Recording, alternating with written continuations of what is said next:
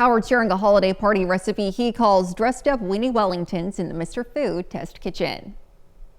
Whether we're invited to a holiday party and asked to bring something, or we're hosting our own, we often get stressed out just thinking about what to make. Well, worry no more, because today we have an all-time favorite that's really dressed up. We start by drizzling some melted butter in the bottom of a 9x13 baking dish. On top of that, we sprinkle some chopped walnuts, a bit of honey, and a good amount of brown sugar. We'll set that aside for a sec while we unroll a package of refrigerated crescent dough, which is a lot easier than making your own dough, so it's super convenient. After cutting each piece in thirds, we place a cocktail hot dog or little smoky on each piece and roll them up.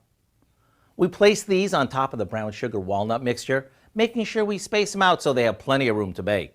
Then just pop them in the oven for about 15 minutes before serving them. That's it. What we end up with is everyone's favorite taken to a whole new level. And when you top these with the ooey gooey goodness from the pan, get ready to hand out the recipe. And as always, you can find it on the station's website or MrFood.com. Just search for Dressed Up Weenie Wellingtons. And as you can imagine, these are always the first to go.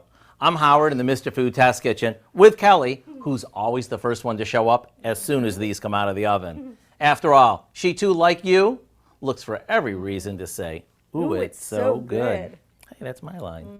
You can find the recipe on KOAMNewsNow.com. Now let's take a look at the 4-state market prices.